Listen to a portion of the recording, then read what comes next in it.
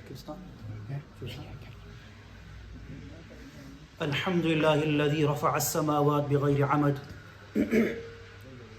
والصلاة والسلام على الذي تم حسنه وبهاؤه وعلى آله الطاهرين الطيبين وعلى أصحابه أجمعين ومن تبعهم بإحسان إلى يوم الدين.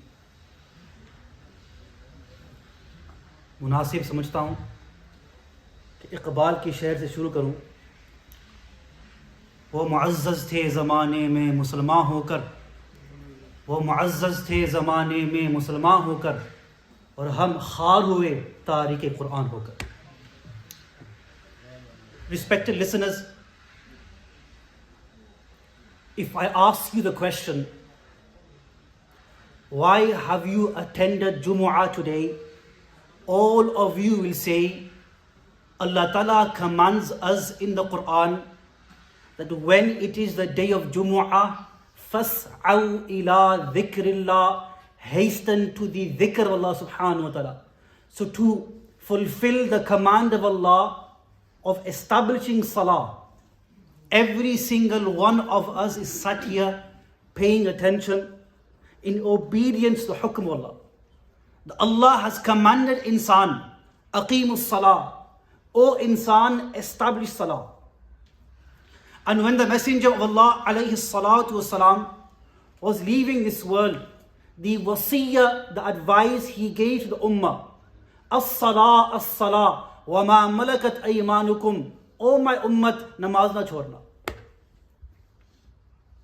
The Quran commands us to establish salah, and every single one of us obeying the kalam of Allah, establish our prayer. But I ask you the question, is salah only the only command given in the Quran? Have we dwelled over the Quran, pondered over the Quran, thought to ourselves, what advice does the Quran give you and I? Does the Quran not say, Ya ayyuhalladhina amanu, qu anfusakum wa ahlikum nara? O you who believe, save yourselves and your family from the fire of Jahannam. Just like salah is a command of Allah, saving oneself and one's family from Jahannam is also Allah's command. Friends, the greatest ni'mat, blessing of Allah we have today is the ni'mat and blessing of Imaan. La ilaha illallah Muhammadur Rasulullah alayhi salatu wassalam. This is the greatest blessing of Allah. This is the key to success in this world and the hereafter. Tablighi Jamaat, time and time again, they make i'lan after salah. But because we have heard the i'lan time and time again, we don't pay attention. लेकिन अल्लाह हमें इसका हकीकत दे दे. My success, your success, and the success of the entire mankind lies in following the commands of Allah shown to us by Muhammadur Rasulullah sallallahu alaihi wasallam. इसी में कामयाबी है. Success, my friends, lies in the complete deen of Allah, in La ilaha illallah Muhammadur Rasulullah. And how fortunate are you and I that Allah gave us this kalima, La ilaha illallah. If a person has the entire world in his possession, the richest person on earth today, worth billions of dollars, if today he leaves this world with his money but without Iman, my friends, he will end up in Jahannam forever and ever. To what benefit has his company, technology, wealth, honor, status given him? That this has not been able to save him from the wrath of Allah subhanahu wa ta'ala. But Allah Ta'ala has given you and I such a blessing that even if we were sleeping under a tree, Allah Ta'ala has given us the key to paradise. Bukhari, on the day of Qiyamah, Allah will call someone who was given everything in dunya, wealth, honor, houses, cars, whatever he wanted in dunya, Allah gave him. Lekin he had no Iman. And Allah will ask him, how did you fare in dunya? And he will say, oh Allah, I never had a single difficulty in dunya. My entire life was full of blessings. And Allah will command, dip him into Jahannam. For one moment he will be placed into Jahannam and will be taken out. And then Allah will ask him again, oh insan, how was dunya? And he will say, I take a qasam by Allah. My friends, one moment in Jahannam, he will say, I take a qasam by Allah. I never had a single blessing in dunya. One moment in Jahannam will make him forget the entire life's blessings of dunya. And Allah will bring a believer, a poor believer, and the hadith mentions, he never had a single blessing in dunya. Oh insan, how was dunya? Ya Allah, I never had a single blessing in dunya. Allah will order, dip him for one moment in paradise. Bring him out. Oh Banda, how was dunya? And he will say, after being dipped into Jannah for one moment, Ya Allah, I take a qasam. I never faced a single difficulty in dunya. And my friends, Allah Ta'ala has given us the key to eternal paradise for the majority of us in the laps of our mothers.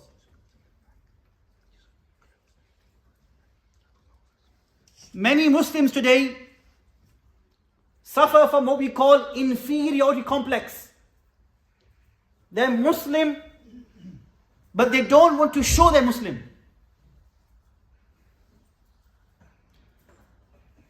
Their name is Dawood, and their name tag at work says Dave. Why? Because they feel they want to be accepted. And to be accepted, they change their name.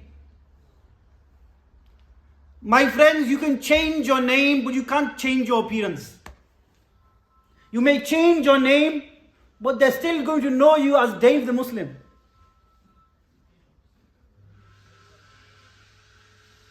My message today is recognize the value of Allah has given us.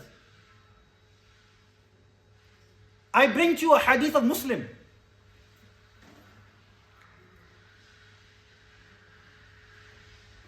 I am paraphrasing the hadith to give you context.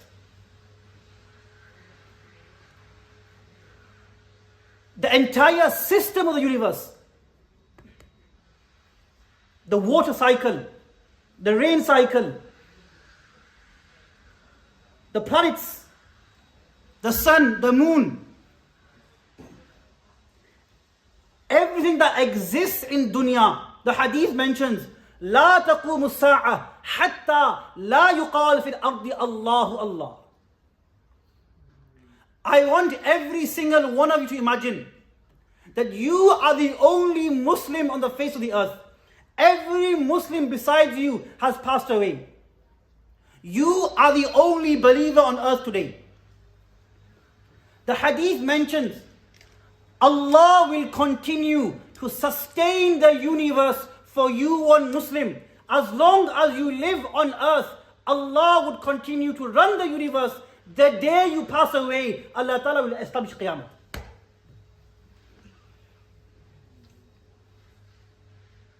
Imam Hakim mentions the hadith in Mustadrak. Huzur alayhi salatu wasalam pointed to the Kaaba. O Kaaba, you have great honor, great dignity. لَحُرْمَةُ الْمُؤْمِنِ أَعْظَمْ عِنْدَ اللَّهِ مِنْكَ. O Kaaba, you have great honor. But I take a qasam by Allah. The honor and the blood of one believer, of one person who says La ilaha illallah, that one believer in the sight of Allah, O Kaaba, has greater honor than you. My friends, every single one of you sat here today, in the sight of Allah, have greater honor, qadr, manzilat than even the Kaaba. Why? Because we have La ilaha illallah, Muhammadur Rasulullah in our hearts, sallallahu alayhi wa sallam.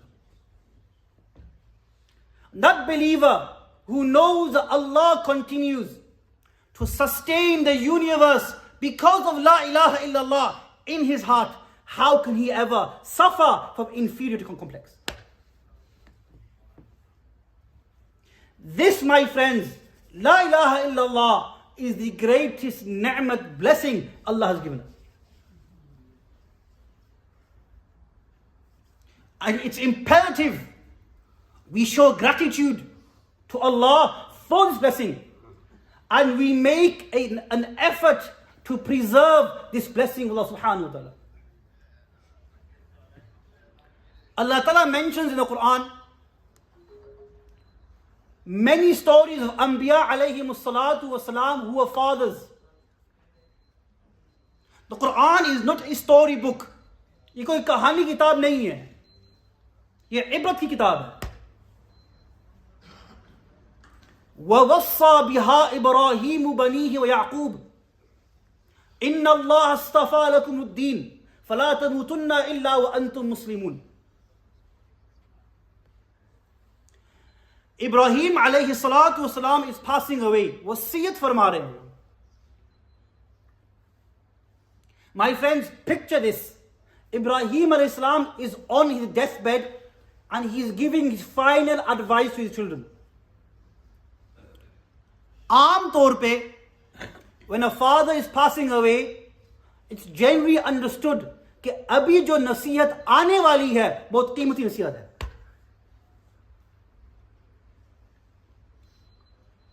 When we are passing away, when our forefathers passed away, what was their wasiyat? What was their nasihat? Was it Imaan? Or was it beta, our business? Uska khayal rakhna. Ibrahim alayhi salam, when he is passing away, what was his concern for his children? The children of Anbiya. Oh my children, Allah has chosen for you Islam. Uski qadr kya hai? Do not die except that you are Muslim. This was the concern of Ibrahim alayhi salam. How can my children leave this world while saying La ilaha illallah? And my friends, this needs to be our concern.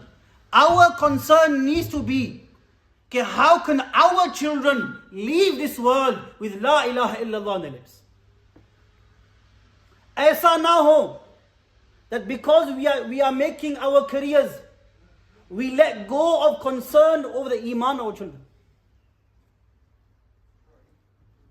I'm from Batley, and those in the circles of Dawah and Tabligh, they call Batley and Dewsbury the Makkah and Medina of UK. Batley की बात कर रहा हूँ. I have had many cases of Muslim born youth who have left the fold of Islam. एक वाक़या सुनाता हूं. एक नौजवान मेरे पास आया, मेरी उम्र का, वैसे मैं नौजवान हूं. 27 पारा हिफ्ज़ उसने किया था, 3 पारा रह गए.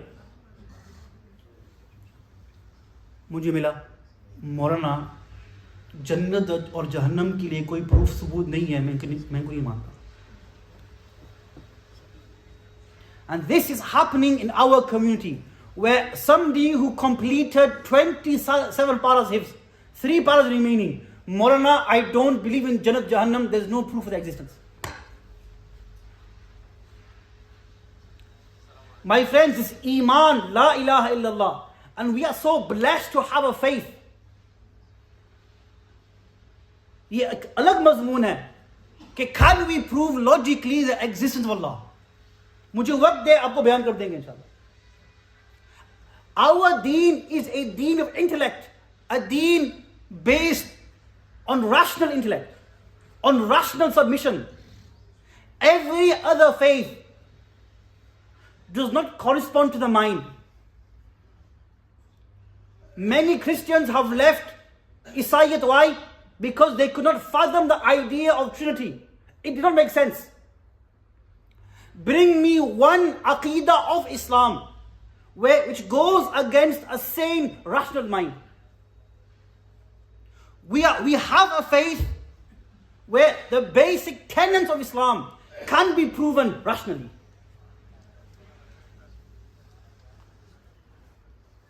We need to have these discussions with our children. Okay, why is Islam true? And we prove to them rationally Islam is true. Many of us come from the Indian subcontinent. And my appeal to you today is our forefathers left India and Pakistan and came here. Why? To give themselves and their families a better life. 10 people would stay in one room, save pounds and send money to Pakistan. And with whatever money they had left, they built masjids, they built madrasas. They made an effort. And going back to our ancestors in Pakistan, all of us come from either Hindus or Sikhs. Somewhere in the line, one person became Muslim.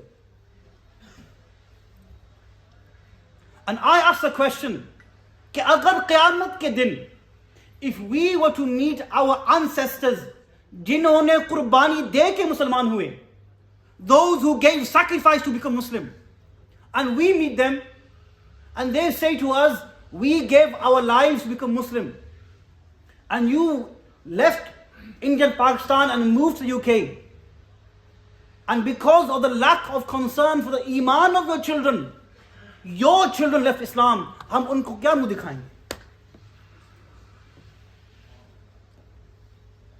We owe it to our ancestors who gave a great sacrifice for Islam to make an effort to preserve Islam in our generations. और वैसे इकबाल ने कहा, फारसी जुबान का शेर है,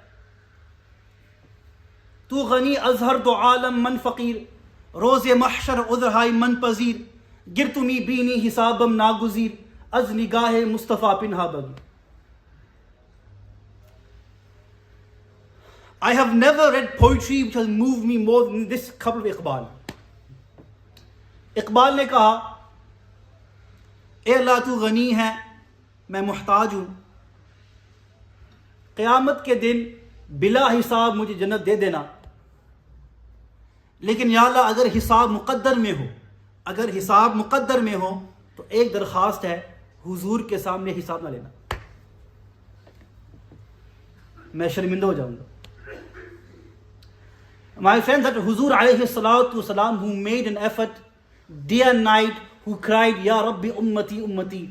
If on Qiyamah we meet him and he says, Oh my ummat, I made sacrifice to make sure Islam reached you, and because of lack of concern you were chasing dunya and you forgot your children and they left Islam, हम हुजूर को क्या मुंह दिखाएंगे?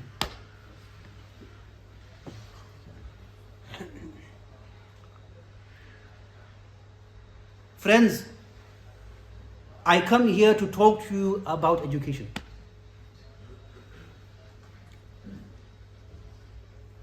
On behalf of Al-Kawthar School, Al-Kawthar Academy. MashaAllah, I was fortunate to visit them just for Jumu'ah.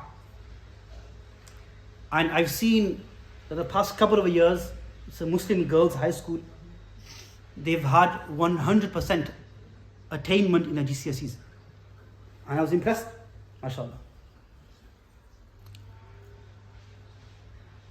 I believe it's very important that we take control when it comes to our children's education.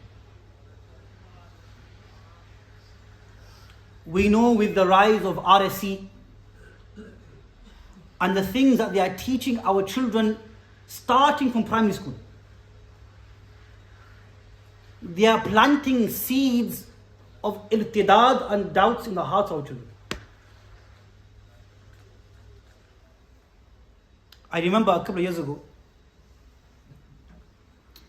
with the students in my class, I discussed the idea, which is a common atheist notion. Okay, does suffering disprove God? It's a common atheist argument. So with my maktab students, I discussed this. And I gave them a few answers. A month later, they came to class and they go, Staji, today in school, our RE teacher, our religious education teacher, and this is the irony here. Our faith teacher said to us in class, Na'udhu billah, your Allah does not exist. If He did exist, why is there suffering in the world? Now ask the question, how many adults sitting here can give a satisfactory answer to that? And if adults we struggle to give an answer, what answer do you think a 12-year-old child will give? Is that not going to plant seeds of doubt in their hearts?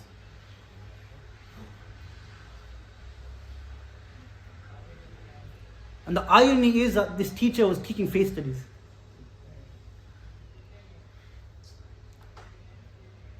And we know, my friend, through RSC, we have an epidemic of children, and this is not just about education, it's about parents having the right to know what's being taught in schools. We live in the West, we obey the law. As parents, you have the right to know what's being taught to your children. And this is why I implore you, the best form of education for our children is to have their education in an Islamic school alongside the national curriculum, but also with an Islamic ethos. We live in a time of great fitna, where the Messenger sallallahu alayhi wa alihi wasallam said, and Imam Muslim mentioned this hadith in his Sahih, a time of fitna will come. يُصْبِحُ الرَّجُلُ مُؤْمِنًا وَيُمْسِي كَافِرًا. A person will enter the morning as a believer, and by night he will have left Islam. And we see cases like this in front of our own eyes, where the person was a Muslim in the day, and by making a few statements in the evening, he's no longer Muslim. Why? Because he has denied tenets of Islam. And this is why I believe if we send our children to an Islamic school, my friends, we do not only want doctors and nurses. We live here, our children are going to be doctors and nurses and lawyers. But we do not want doctors who happen to be Muslim. We don't want lawyers who happen to be Muslim. Like what has happened with the Christians. They're doctors who happen to go to church over Christmas period. So we don't want doctors who happen to be Muslim.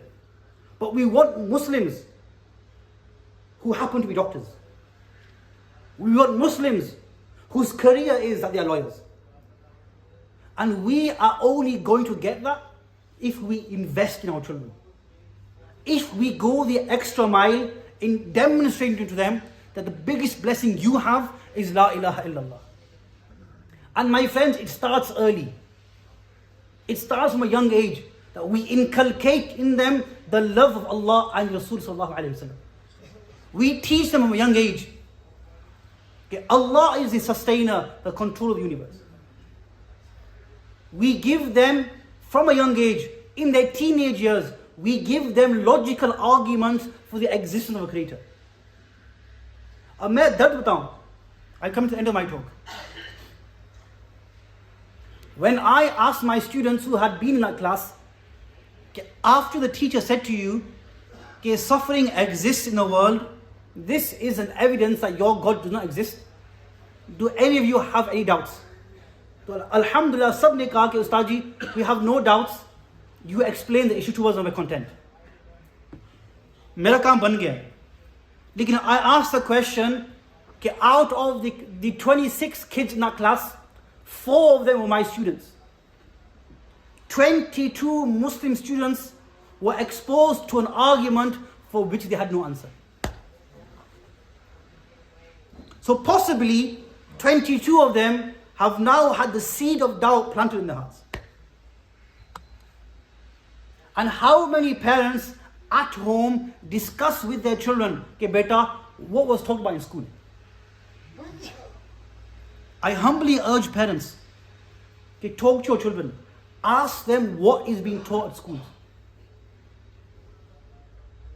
It's imperative we know what is being discussed at schools. So at home, if there is an idea which contradicts our faith, and living in a society with freedom of faith and expression, it's important that if an idea comes from outside of the home, which contradicts the fundamentals of our faith, we discuss that with our children.